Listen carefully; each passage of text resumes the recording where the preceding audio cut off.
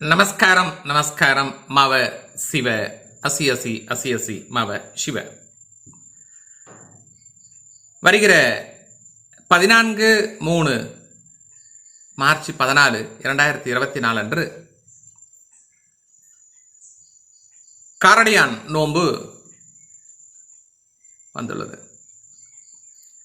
இந்த காரடையான் நோன்பு என்றால் என்ன அப்படின்னு கேட்டா, சத்தியவான் சாவித்ரி தன்னுடைய மாங்கல்ய பலத்தை அதிகரிப்பதற்காக செய்யப்பட்ட ஒரு நோன்பு. கணவருடைய ஆயுளை அதிகரிப்பதற்காகவும் தாலிபாக்கியம் நிலைக்க வேண்டும் என்பதற்காகவும் கடைபிடிக்கக்கூடிய நோன்புதான் இந்த காரடையான் நோன்பு. இந்த தாலிபாக்கியம் கிடைக்க வேண்டும், புதிய திருமணம் செய்யக்கூடியவர்களுக்கும் திருமண யோகம் கூட வேண்டும் என்பதற்காக இது செய்யப்படுகிறது. இது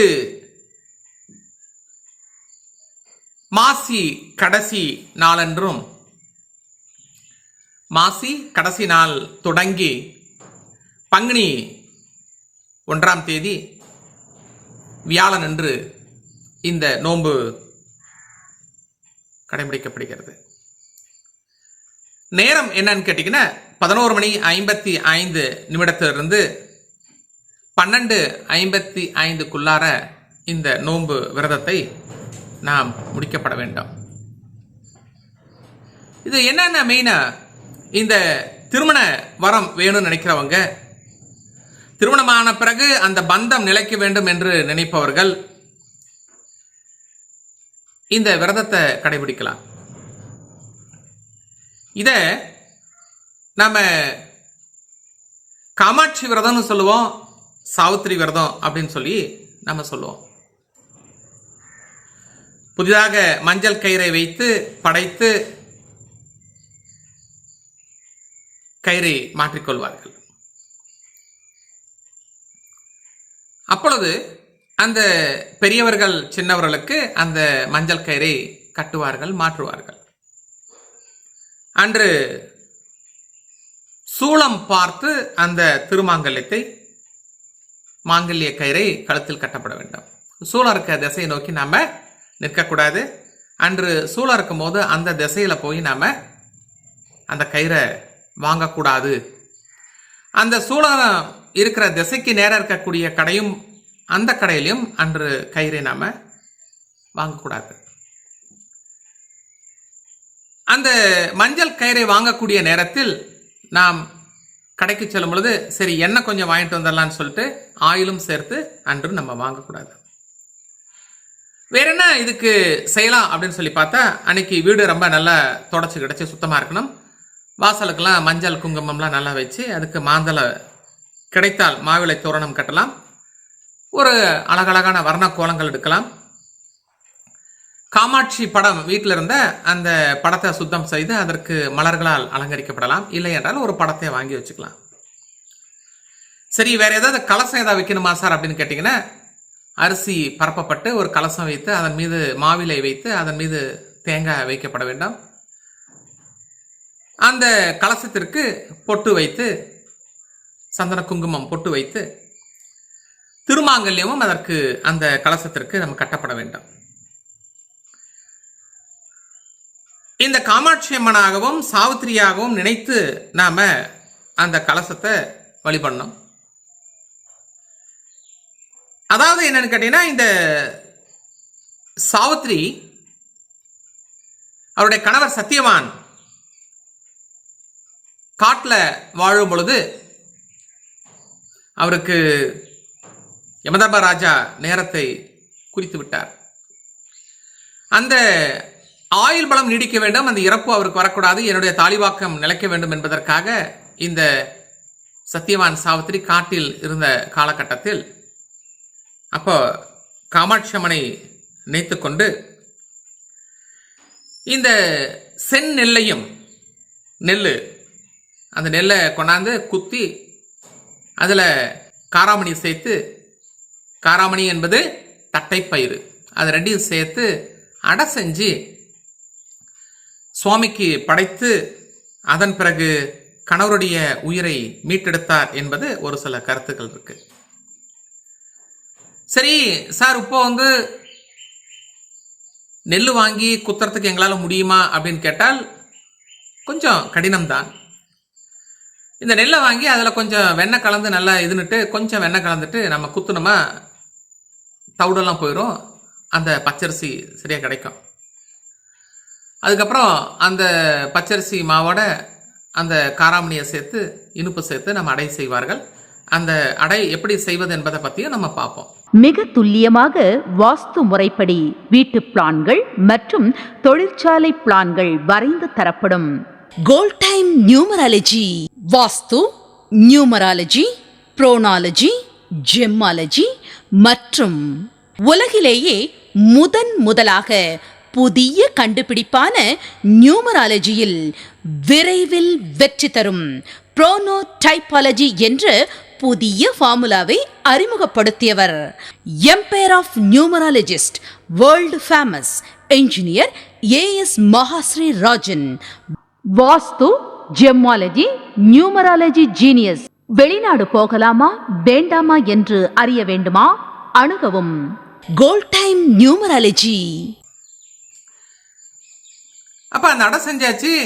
அதன் பிறகு தலவாழை இலை நல்ல பச்சையாக இருக்கப்பட வேணும், மஞ்சள் அதில் இருக்கக்கூடாது.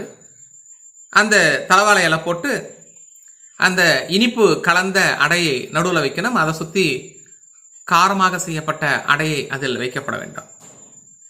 அந்த அடை மீது, அந்த காரமாக செய்யப்பட்ட அடை மீது ஒவ்வொரு ஸ்பூனு வெண்ணெயை, பசுமாட்டு வெண்ணெயை வைக்கப்பட வேண்டும். அதன் அருகில் இந்த மஞ்சள் கயிறு சரடு வைக்கப்பட வேண்டும், வெற்றிலைப்பாக்கு வைக்கப்பட வேண்டும், தேங்காய் உடைத்து வைக்கப்பட வேண்டும், வாழைப்பழம் வைக்கப்பட வேண்டும், எலுமிச்சம்பழம் கண்டிப்பாக அதில் இருக்கப்பட வேண்டும் என்பது ஒரு கருத்து. இந்த வெற்றிலை பாக்கு வைக்கப்படும் பொழுது ₹1 காயினும் அதில் 1 அல்லது 6 வைக்கப்பட வேண்டும். வச்சுதான் கும்பிடணும். இதெல்லாம் படையல் முடிஞ்சு ஒரு சொம்புல தண்ணீர் வைத்து இறைவனுக்கு குடிப்பதற்காக வைத்துவிட்டு வணங்கிட்டு தண்ணீரை விளவி விட்டு அதன் பிறகு எல்லாருக்கும் கற்பூர ஆரத்தி காமிச்சிட்டு, வரக்கூடிய வீட்டில் யாராவது நீங்கள் இன்வைட் பண்ணிதாலும் அவங்களுக்கும் ஆரத்தி காமிச்சிட்டு அதுக்கப்புறம் சரடு அவர்களுக்கு தாம்பூலமாக கொடுக்கப்பட வேண்டும். வெறும் கயிறை கொடுக்கக்கூடாது. தேவை ஏற்பட்டால் முடிந்தால் நீங்கள் ஒரு புடவை வச்சு கொடுக்கலாம், அல்லது ஒரு ஜாக்கெட் பிட்டாவது வச்சு நம்ம கொடுக்கலாம். இதில் அது முடிஞ்ச மறுநாள், அடுத்த நாள் பங்குனி 2ஆம் தேதி வெள்ளிக்கிழமை என்று திரும்பவும் கற்பூரம் காமிச்சிட்டு ஒரு 3 அடைய, இனிப்புல 3, அந்த காரத்தில் 3 எடுத்து பசுமாட்டிற்கு தானமாக கொடுக்கப்பட வேண்டும். பசுமாடு கிடைக்கவில்லை என்றால் எறும்புக்கு ஆவது தானமாக கொடுக்கப்பட வேண்டும். இப்படி செய்யப்படும் பொழுது அந்த தோஷமானது, கணவருக்கு ஆண்களுக்கு வரக்கூடிய அந்த தோஷமானது, ஆயுள் பங்கமானது குறைக்கப்படுகிறது அப்படிங்கிறது நம்முடைய புராண காலத்து கருத்துக்கள் கூறுகின்றன. இத நமக்கு நம்பிக்கை இருக்கும் பட்சத்தில் நாம் செய்யலாம், தவறுதுமில்லை. இந்த கடையில் இந்த பச்சரிசி வாங்கப்படும் பொழுது கண்டிப்பாக ஒரு சிலர் நெல் வாங்கிக்கலாம், ஒரு சிலர் என்னன்னு கேட்டீங்கன்னா பச்சரிசி வாங்கிட்டு வந்து, அந்த பச்சரிசி குறிப்பாக IR20 அப்படிங்கிற பச்சரிசி இந்த அடை செய்யறதுக்கு ரொம்ப நல்லா இருக்கு. நெல் வாங்க முடியாதவங்க நம்ம பச்சரிசி IR20 வாங்கிட்டு வந்து நம்ம வீட்லேயே ஊற வச்சு நம்ம அதை பவுடர் செஞ்சு அடையா நம்ம செய்யலாம், தவறு எதுவும் கிடையாது. இதை ஈடுபாட்டுடன் செய்யப்பட வேண்டும். ஏதோ நம்ம கடமைக்கு செய்யாமல் ஈடுபாட்டுடன் செய்யப்பட வேண்டும். அதற்கு முன்னாடியே என்னன்னு கேட்டீங்கன்னா, நம்ம ஒரு காமாட்சி அம்மன் படம் சின்னதா ஒரு 9 inches by 10 inches இல்லை 10 inches by 12 inches ஒரு படம் நம்ம வீட்டு சுவாமி ரூமுக்கு தகுந்தார் போன்று ஒரு கைக்கு அடக்கமாக இருக்கிற மாதிரி வச்சுக்கலாம், தவறு எதுவும் இல்லை. அன்னைக்கு ஒரு சாரர் கையாலேயே பூவை கோர்த்து போடலாமா அம்மனுக்கு அப்படின்னு சொன்னால் இன்னும் ரொம்ப ரொம்ப விசேஷமானது. இந்த சவுந்தர ரோஜா வெள்ளையாக இருக்கக்கூடிய சம்மங்கி பூவை கூட போடலாம், தவறு எதுவும் கிடையாது. அன்னைக்கு வீட்டில் மட்டும் என்னன்னு வீடு சுத்தம் இருக்கப்பட வேண்டும். வீடு அன்னைக்கு லேடிஸ் ஏதாவது சுத்தம் இல்லை என்றால் அவரை கொஞ்சம் ஒரு ரூமில் இருக்க சொல்லிட்டு மற்றவர்கள் சுத்தம் செய்துவிட்டு இதை செய்யலாம், தவறு எதுவும் இல்லை. உலக்கை இருந்தால் அந்த சுத்தம் இல்லாதவங்க பக்கத்தில் அந்த உலக்கையை வைத்து விட்டு இந்த பூஜையை நாம் தொடங்கப்பட்டால் இவர்களுக்கு என்னது திருமண பந்தம் நீடிக்கும், ஆயுள் கூடும், திருமணம் ஆகாதவர்களுக்கு திருமணம் நடைபெறுவதற்குண்டான வாய்ப்புகளை இறைவன் உருவாக்கி கொடுப்பார். இந்த காரடையான் நோன்பு எப்போ வருது? 14/3/2024 அன்று. நேரம் வந்து வியாழக்கிழமை காலை 11:55 12:55 உள்ளார. அதற்கு முன்னாடியே 2 நாளைக்கு முன்னாடியே நம்ம வேணுங்கிற பொருள்களை எல்லாம் வாங்கிட்டு வந்து நம்ம சுத்தபத்தமாக வச்சு எச்சில் இல்லாமல் ஒரு மாமிசம் வீட்டில் செய்யப்படாமல் சுத்தமாக இருந்து செய்யப்பட்டால் நினைத்தது நினைத்த மாத்திரத்தில் நடக்கும். இந்த காரடையான் நோன்புக்கு அடை செய்வது எப்படி அப்படின்னு சொல்லி ஒரு சிலர் சில கருத்துக்கள் கேட்கிறார்கள். ஒரு சிலர் அதில் பயிற்சி பெற்றவர்களாக இருக்கின்றார்கள், ஒரு சிலருக்கு அதில் பயிற்சி சற்று குறைவாக இருந்திருக்கலாம். கேட்டதற்கு இணங்க எங்களுக்கு தெரிஞ்ச பயன்படுத்தப்பட்ட சில முறைகளை உங்களோட நாங்கள் ஷேர் பண்ணலான் இருக்கோம். இந்த அடை செய்யறதுக்கு தேவையான பொருட்கள்லாம் என்னன்னா, காராமணினா தட்டைப்பயிறு, அரிசி பச்சரிசி வேணும். அந்த பச்சரிசி அப்படின்னா 5060 பச்சரிசி ரொம்ப ரொம்ப நல்லா இருக்கும். அதுக்கப்புறம் வெல்லம் வேணும், தேங்காய் நல்லா நெத்து தேங்காய் வேணும், அதுக்கப்புறம் பச்சை மிளகாய் வேணும், கருவேப்பிலை கொத்தமல்லி வேணும், அதுக்கப்புறம் ஏலக்காய் கொஞ்சம் வேணும், இஞ்சி கொஞ்சம் வேணும், சுக்கு கொஞ்சம் தேவை. அதுக்கப்புறம் இந்த பச்சரிசியை நம்ம பவுட்ரு பண்ணுறதுக்கு மிக்சி, அந்த பவுட்ரு பண்ணுற மிக்சி ஜாரு நமக்கு வேணும். இதுதான் மெயின்.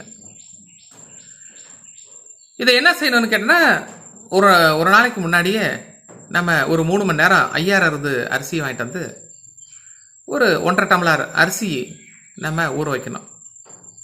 இந்த 1.5 டம்ளர் அரிசிக்கு எவ்வளோ அந்த அடை கிடைக்கும் அப்படின்னு பார்த்தா குறைஞ்சது ஒரு 10-12 அடை கிடைக்கும்.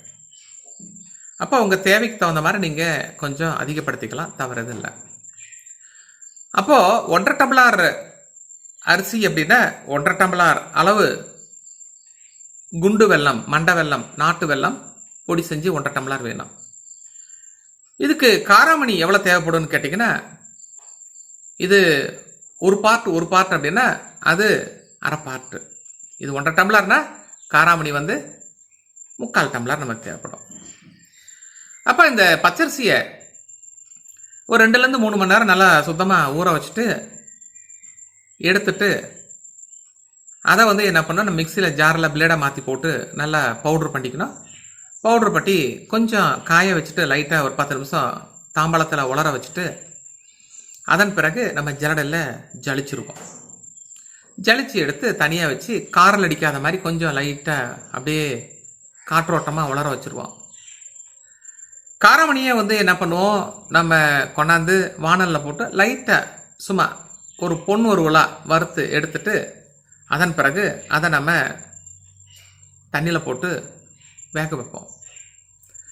அந்த காராமணி வேகிறது கூட ஓரளவுக்கு தான் வேகப்பட வேண்டும், இல்லைனா ரொம்ப கொலன்னு போயிடும், பிசுன் மாதிரி ஆயிரும், நம்ம அடை செய்ய முடியாது. ஒரு 3/4 வெந்த மாதிரி எடுத்து வச்சுக்கணும். இதை தனியாக வச்சுக்கிறோம். இந்த மாவு தனியாக ஜலிச்சு எடுத்து வச்சுக்கிறோம். இப்போ 1.5 டம்ளர் அரிசி மாவுக்கு நாம் 3 டம்ளர் அல்லது 4 டம்ளர் தண்ணியை நம்ம ஊற்றி நம்ம கொதிக்க வைப்போம். இந்த கொதி வர்றதும் ரொம்ப தளபலான்னு வரக்கூடாது, ஓரளவுக்கு வந்தால் போதும். கொதி வந்தோடனே 1 டம்ளர் தண்ணீரை நம்ம சேஃப்டிக்காக எடுத்து வச்சுருவோம். இதை வச்சுட்டு அதுக்கப்புறம் என்ன பண்ணுறோம், அந்த வெல்லம், உடைச்ச வெல்லம் இருக்கு இல்லையா, அந்த வெல்லத்தை வந்து தண்ணியில் போடுறோம். தண்ணியில் போட்டோன்னே அது அப்படியே ஃபுல்லாக கரைஞ்சிரும். கரைஞ்ச உடனே என்னன்னு கேட்டிங்கன்னா கொஞ்சம் லைட்டாக கொதி வர மாதிரி வந்த உடனே இந்த மாவை அப்படியே போட்டுக்கிட்டே ஒரு கையில் மாவை கொட்டிக்கிட்டே இருக்கணும், உப்புமா கிளற மாதிரி ஒரு பக்கம் கிளறிட்டே இருக்கணும். இது கிளறிட்டே இருக்கும்போது நாம் என்ன பண்ணுவோம், கொஞ்சம் சிம்மில் வச்சுருவோம், கொஞ்சம் அப்படியே கொதிக்கட்டும் அப்படின்னு சொல்லி. அதன் பிறகு நாம் தேங்காய் கொஞ்சம் துருவல் வச்சுருந்துருப்போம், அந்த தேங்காய் துருவலையும் கொஞ்சம் அதுக்கு அப்படியே கொஞ்சம் போடுவோம், போட்டுட்டு கிளறிட்டுருப்போம். இந்த ஏலக்காய் சுக்கு கொஞ்சம் நுணுக்கி வச்சுருப்போம், அதையும் கொஞ்சம் மேலே போட்டுட்டு அப்படியே கிளறிட்டே இருந்தவொடனே ஓரளவுக்கு இந்த கேசரி பதம் வந்துடும். இந்த கேசரி பதம் வந்தவுடனே அதை எடுத்து நம்ம ஒரு தாம்பாளத்தில் சின்ன இலை போட்டு அந்த தாம்பாளத்தில் எடுத்து அதை எடுத்து கொட்டிடுவோம். கொட்டிட்டு அப்படியே மேலே தட்டி வச்சுருவோம். தட்டி வச்சு கொஞ்ச நேரம் ஆறட்டும் அப்படின்னு சொல்லிட்டு வச்சுருவோம். ஆறின பிறகு திரும்பவும் வந்து நம்ம மாவு மிக துல்லியமாக வாஸ்து முறைப்படி வீட்டு பிளான்கள் மற்றும் தொழிற்சாலை பிளான்கள் வரைந்து தரப்படும்.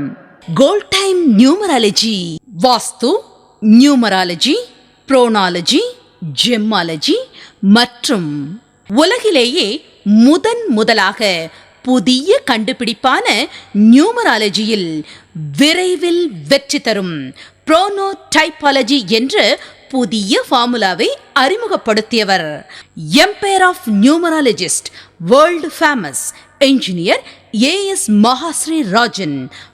வாஸ்து, ஜெம்மாலஜி, நியூமராலஜி ஜீனியஸ்.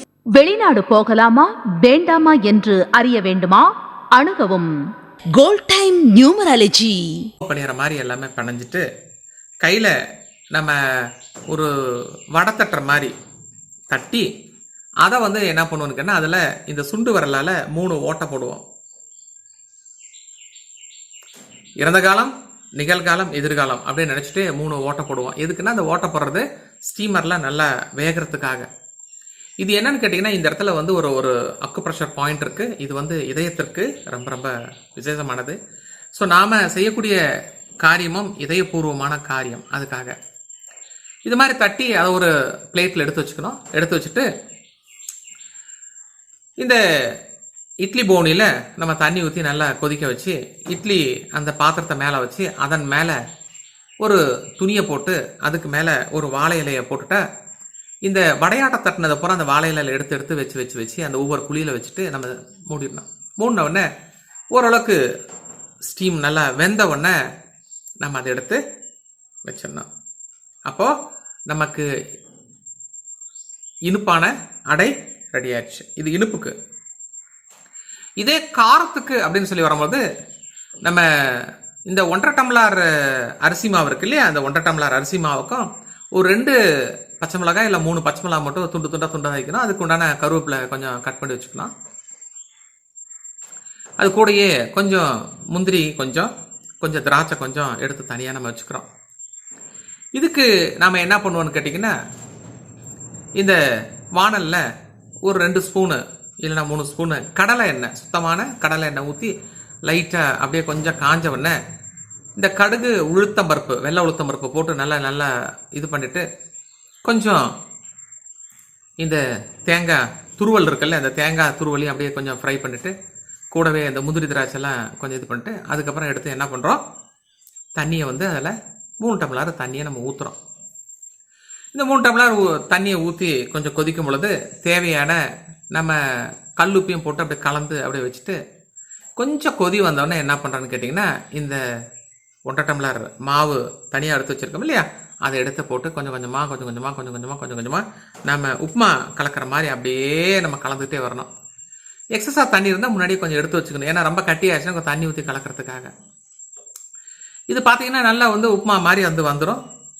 அதில் நம்ம எச்சிப்பட்டு நம்ம வந்து அதெல்லாம் பண்ணக்கூடாது. ஓரளவுக்கு போதுமான அளவு இருக்குமா அப்படின்னு பார்த்து எடுத்துகிட்டு இதையும் அதே மாதிரி நம்ம ஒரு தட்டில் போட்டுட்டு நல்லா ஆறுன வெட்டி எடுத்து நல்லா பிணைஞ்சிட்டு அதுக்கப்புறமேட்டு நம்ம வடை தட்டுற மாதிரி, கார வடை தட்டுற மாதிரி கட்டிட்டு அந்த வடையில் வந்து 3 ஹோல்ஸ் போட்டுட்டு அதுக்கப்புறம் இதில் இட்லி பூனியில் வச்சு ஸ்டீமரில் வச்சு ஒரு வாழையில் போட்டு அது மேலே இதெல்லாம் வந்து நம்ம நல்லா வந்து வடை தட்டின மாதிரி இதை எடுத்து அதில் வச்சிடணும். வச்ச உடனே ஆட்டோமேட்டிக்காக என்னென்னா ஒரு 5 மினிட்ஸ் ஆர் 10 மினிட்ஸில் நல்லா ஸ்டீமரில் நல்லா வந்து அது காஞ்சிரும். நல்லா காஞ்சி ஆட்டோமேட்டிக்காக நல்லா வெந்துடும். அதுக்கப்புறம் எடுத்து தனியாக அந்த அடையை நம்ம ஒரு வாழை இலை போட்டு அதில் வந்து எடுத்து வச்சுக்கணும். இந்த காரமான அடை ப்ரிப்பேர் பண்ணும் பொழுது அந்த வாணலில் மாவு போட்டு கலக்கும் பொழுது காராமணியையும் சற்று நீங்கள் கலந்துக்கணும். காராமணியும் ஒரு கைப்பிடியோ 2 கைப்பிடியோ போட்டு கலந்துக்கணும்.